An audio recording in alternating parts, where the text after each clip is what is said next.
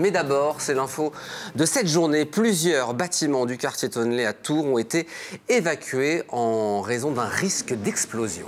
En début d'après-midi, un périmètre de sécurité d'un rayon de 200 mètres a été mis en place autour des ateliers municipaux du 159 rue Saint-François, après que les secours ont été alertés pour une fuite de gaz avec flamme sur une bouteille d'acétylène. Notre journaliste Romain Delville est sur place. Romain, quelle est la situation en ce moment ?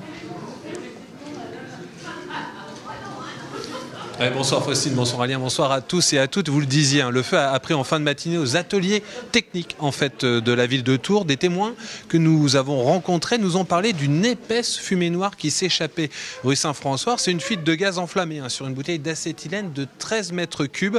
Et ça a son importance, les 13 mètres cubes. L'acétylène, c'est le composé chimique utilisé pour les soudures à haute température.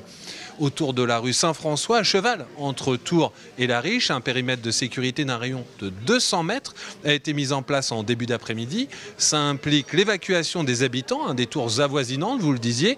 460 logements ont été visités par les pompiers et les forces de l'ordre. En tout, près de 200 habitants du quartier ont dû évacuer leur logement.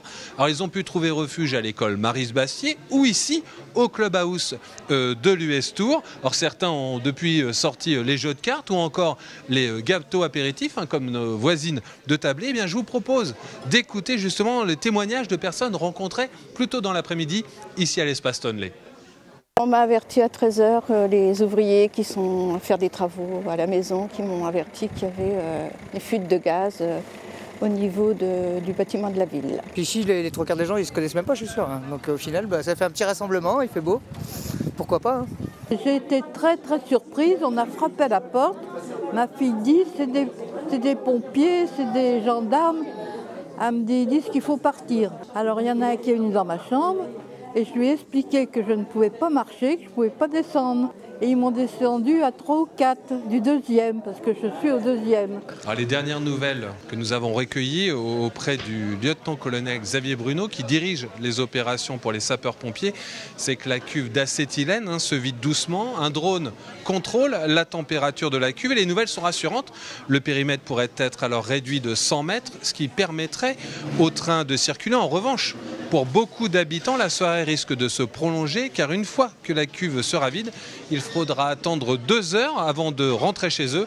Pour les habitants du quartier, la soirée de la Saint-Valentin va se passer à l'espace Tonley. Merci beaucoup Romain.